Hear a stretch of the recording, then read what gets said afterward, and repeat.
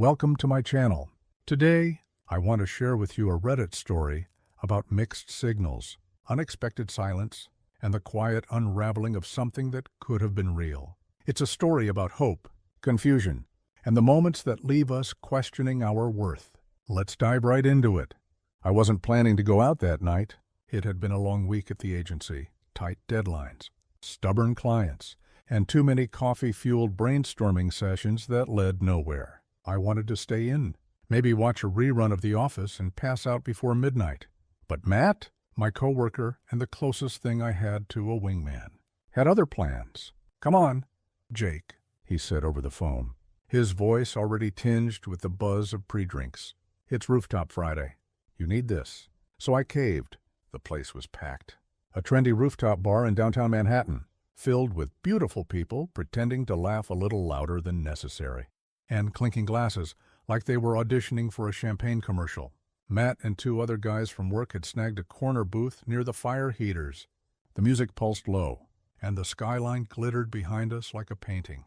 We were halfway through our second round when they walked in. 4 of them, like they stepped out of an editorial shoot, each one stunning in their own way.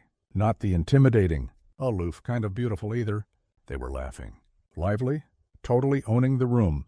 One of them caught my eye, tall, curly brown hair, sharp jawline, a smile that looked like it had secrets. Later, I'd learn her name was Natalie. Matt elbowed me. "Dude, models. I'd bet my last paycheck." I chuckled. "You don't even have a paycheck yet." But he was right. Turns out, they were models, not just Instagram types, but actual, agency-signed, runway-walking models. And somehow, through some weird twist of social courage, and maybe the 2 whiskeys I'd already downed, I stood up and walked over. "Hey," I said, "you ladies look like you just made the rest of us invisible." That earned a few laughs. I invited them to join our booth, and they accepted. Natalie sat next to me. She had that kind of presence, like when she looked at you, it felt like no one else existed. We talked for hours, about weird first dates, obscure indie bands, her obsession with horoscopes, my failed attempt at learning Italian. It didn't feel like flirting. It felt like connection. Around 2 a.m., the girls said they had to leave. I nodded, not really expecting anything more. Honestly, I wasn't even thinking that far. I figured it was one of those rare, golden nights that you remember fondly, but never try to recreate. But then, she pulled out her phone. "Hey," she said, biting her lip slightly. "Can I get your number?" I blinked. "Yeah, of course." She typed it in, sent me a quick, "This is me," text, and with a small wave, disappeared down the rooftop stairs with her friends. I watched her go, a little stunned. A girl like her, asking me for my number. Matt clapped me on the back. "You just won tonight." "Bro," I tried to play it cool. "It's probably just polite banter." But the truth was, I was already replaying our conversation in my head. Every laugh, every glance, the way she leaned in when I spoke. At around 4 a.m., back in my apartment, I texted her. "Drink sometime. My treat." No question mark. I wanted it to sound confident, not needy. Then I passed out, still buzzing from the night. The next morning, no reply. Fair enough. Maybe she was still sleeping. So I waited. Around 4 p.m. the next day, I sent another message. "Let me know which evenings you're free. I'll make it happen." And then, silence. Nothing. I stared at the screen for a good 5 minutes after sending that second message. I wasn't sure what I expected. Maybe a, "Hey, sorry, crazy day," or even just a "sure." Anything but the cold, glowing silence of an unanswered text. It felt hollow. A weird weight settled in my chest, the kind that makes your coffee taste bitter and your room seem colder than it really is. I told myself not to overthink it. She's busy. People have lives. Maybe she didn't see it. Maybe she's just not a texter. Hell, maybe her phone died and she lost her contacts. 1,000 maybes. But I knew better. I'd played the modern dating game long enough to recognize the signs. The slow fade. The polite smile turned distant. The text that never gets returned. Still, it stung. Maybe because Natalie didn't feel like a random spark from a night out. It felt like something. That kind of something that doesn't come around often. Not when you've spent most of your 20s swiping right on people you wouldn't talk to in real life. I didn't tell anyone at first. I kept it to myself, as if silence would make it sting less. But a few days later, Matt noticed. "You ever hear back from that model girl?" he asked casually, slurping instant ramen at his desk. I hesitated. "Nah?" She ghosted. He blinked. "Wait, what? But she asked you for your number." "Yeah." "That's weird." "I mean, why ask if you're not going to reply?" I shrugged, trying to play it off. Maybe it was a social thing. Maybe she was being polite. Matt frowned. "Man, I don't get girls." Neither did I. The thing is, I didn't feel entitled to a reply. I wasn't angry, but there was a part of me, small, quiet, insecure, that kept whispering, "What did you do wrong?" I went back over the night in my head, every moment. Did I say something stupid? Was I too eager? Too casual? Not cool enough? Not hot enough? Truth is, I've never been the guy. You know, the effortlessly handsome, smooth-talking dude who can charm a room without trying. I'm more of a 6, 5 on a good day, on a decent smile, average build. A guy you'd forget in a crowd, but maybe remember for his jokes. And Natalie, she wasn't just out of my league. She was playing a different sport. And that's when the self-doubt kicked in hard. I started second-guessing everything. My clothes that night, my posture, the way I laughed, the stupid story I told about trying to cook risotto and almost setting off the fire alarm. Was I trying too hard to be relatable? I even began to question whether the connection I thought we had was real, or if I had just imagined it because I wanted it so badly. But it felt real. I wasn't hallucinating the way her eyes lit up when we talked about our shared love for old Hitchcock films, or how she leaned in, touched my arm lightly when I made a joke. Those weren't accidents. Were they? One night, about a week later, I was scrolling through Instagram when Matt sent me a post. It was Natalie, on the beach. Some island, crystal clear water, perfect lighting, sun-kissed skin. Caption, reset button. Activated? I stared at it, my heart dropping for a reason I couldn't fully explain. She looked radiant, unbothered, like the night we met hadn't even registered on her radar. And I was still here, in my overpriced one-bedroom mool, analyzing texts that never got replies. I didn't like that feeling, not because I expected her to feel the same way, but because it made me realize how easy it was to let a few words, or lack thereof, affect how I saw myself. I didn't want to be that guy, so I muted her stories. Not blocked, not unfollowed, just muted. Enough to reclaim a bit of peace. Still, something about it nagged at me. Why ask for someone's number if you have no intention of using it? Was it just reflex? A social courtesy? Was I a pawn in some game of attention or validation? Or worse, was I just forgettable? A few weeks passed. Life went on, kind of. Work got hectic again. A new campaign deadline loomed, and I found myself buried in slideshows, taglines, and late-night revisions. But even in the rush, there were moments. Walking home at night, sitting with coffee in the morning, where my mind drifted back to her. Not in a desperate, lovesick kind of way. More like an itch I couldn't scratch, an open tab in my brain that refused to close. Then one Thursday night, something unexpected happened. I was meeting a friend at this art gallery downtown. He was curating a photography exhibit, black and white portraits of strangers on the subway. It was pretentious in the way only New York art shows can be. But I showed up to support him. The place was buzzing, glasses of cheap white wine in hand, people discussing lighting choices and emotional resonance like it was a second language. And then I saw her, Natalie, standing across the room, in a white blazer and jeans, hair in a loose bun, laughing at something a guy next to her had just said. My heart stuttered. She hadn't seen me yet, and I could have left, slipped out, pretended I never saw her, saved myself from the awkwardness or the pain. But I didn't. I walked over, wineglass in hand, acting more confident than I felt. She turned, and when her eyes landed on me, I saw something flash across her face. Surprise, recognition, and was that guilt? "Jake," she said, smiling. "Wow." "Hey," I replied, keeping it light. "Small city." "Huh?" She laughed nervously. "I didn't know you were into art." "I'm not. My friend curated this. I'm here to pretend to understand shadow and grain." She chuckled again.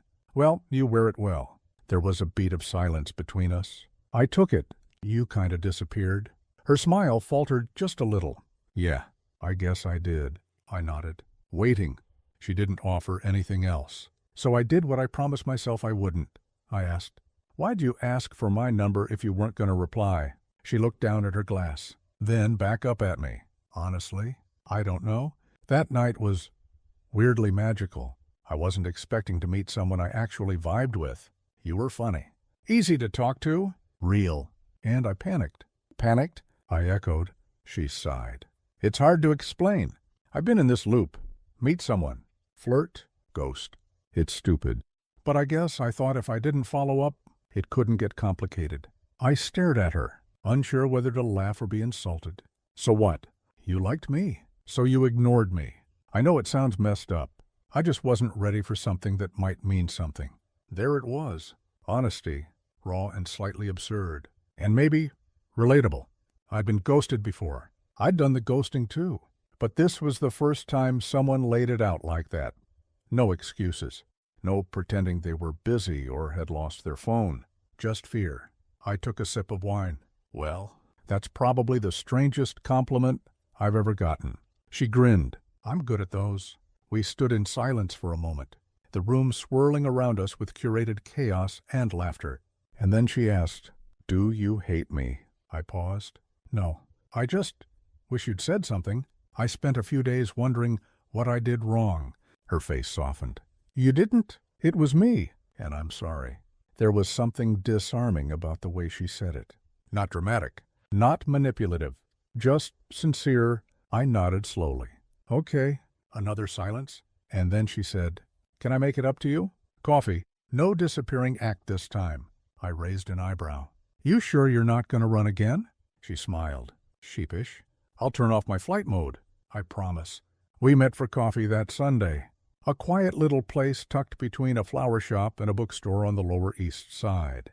It had those warm amber lights and mismatched chairs that made you feel like time moved slower inside. She showed up 5 minutes early. I was already there, nursing a cappuccino and trying not to overanalyze my heartbeat. Natalie waved as she walked in, and I couldn't help but smile.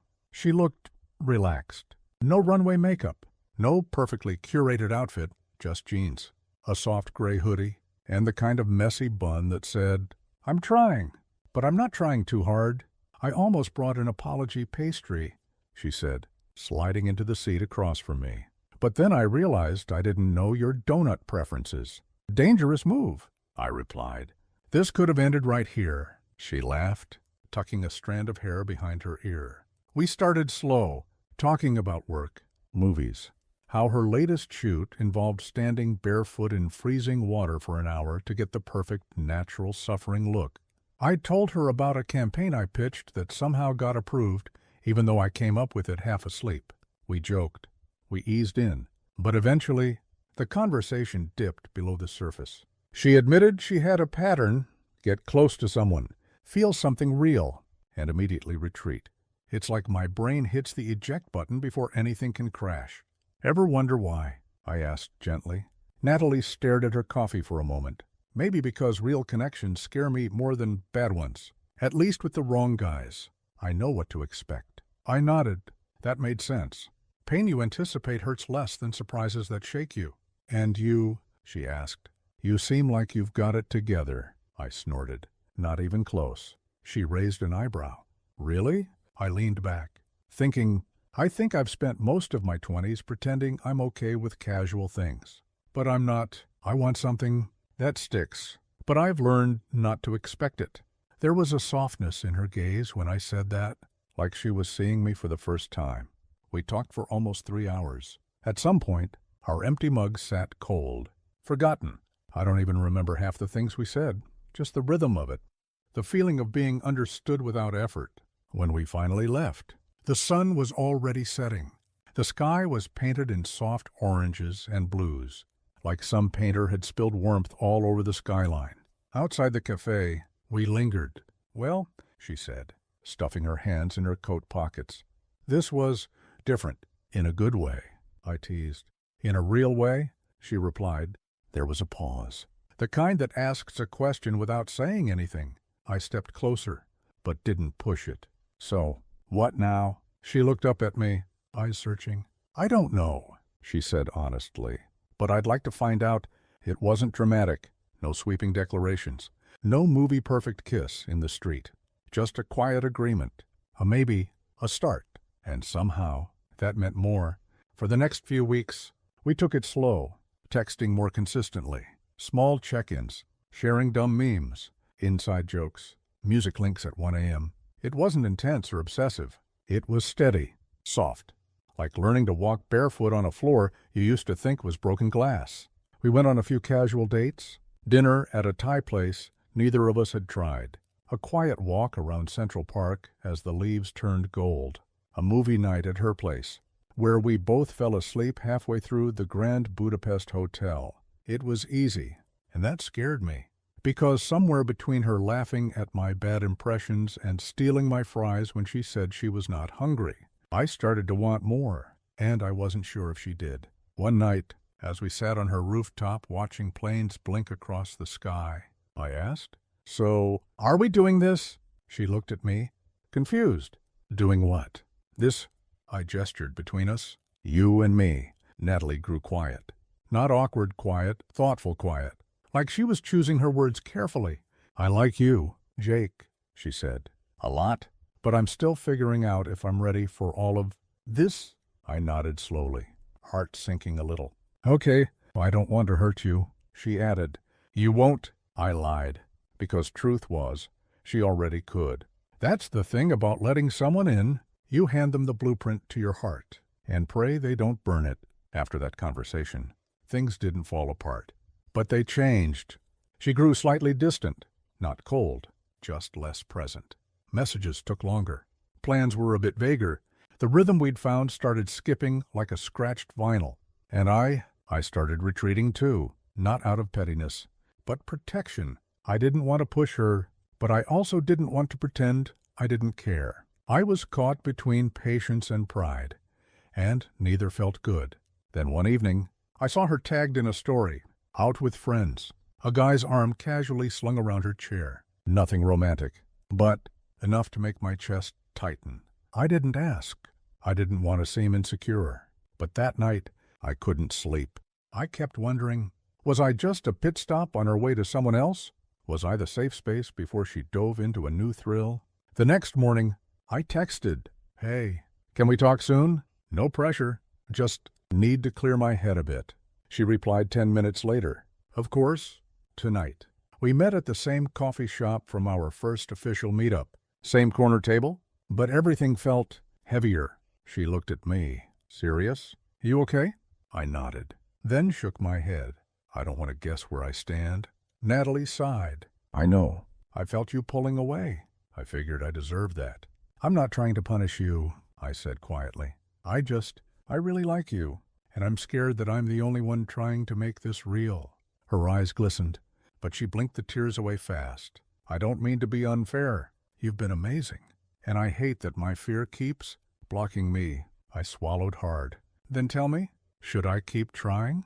Or should I walk away before this breaks me?" She was silent for what felt like an eternity.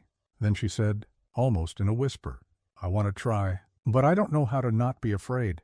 And that was the most honest thing anyone had said to me in a long time. I didn't say anything right away. Her words, "I want to try, but I don't know how to not be afraid." They sat between us like a fragile truth neither of us dared to touch. In that moment, I realized something. I couldn't fix her fear. I couldn't promise that I'd never disappoint her, or that this would be easy. But I also couldn't keep holding back what I felt just because she was still figuring it out. So I reached across the table and gently took her hand. "You don't have to not be afraid," I said. "You just have to want this enough to try anyway." Her eyes met mine. For once, there was no guarded smile, no polished charm, just her raw, vulnerable, unsure. She squeezed my hand back. "I do," she said, and that was enough. We didn't suddenly become the perfect couple. There were still awkward texts, moments of doubt, days where one of us didn't know what to say. But something shifted that day. We stopped walking in circles around the idea of each other and started moving forward, even if it was messy, even if it was slow. We set small goals. One dinner every week, no phones, one honest conversation, no filters, one promise. If either of us felt lost, we'd say something before disappearing. Weeks turned into months, and slowly, fear began to turn into familiarity, uncertainty into comfort, and love, not the movie kind, not the dramatic, all-consuming whirlwind, but the kind that grows in the quiet spaces, between burnt toast breakfasts and long subway rides home. One night, we were back on a rooftop again. Winter had just begun to melt, and the air smelled like rain and fresh starts. Natalie leaned into my shoulder. "You know," she said, "I almost didn't ask for your number that night." I laughed. "Yeah, you kind of ghosted me right after. So I figured." She nudged me. "I mean, I almost didn't ask. I was going to leave. Something about you scared me." I turned to her. "Me? Scary?" She nodded. "You felt real, like you might actually matter." I didn't know what to say to that, so I just kissed the top of her head. Sometimes it's not about falling fast or falling hard. Sometimes it's about standing still long enough for someone to find you and choosing to stay even when it's easier to run. Natalie was never looking for perfect. Neither was I. But we found each other anyway. And this time, we didn't let go. Thanks for tuning in to Reddit Stories. New tales drop daily drama, love, or ghostly glories. Hit like, subscribe, and ring that bell so you won't miss the next story we tell. Got thoughts to share? Drop them below. We read them all, just so you know.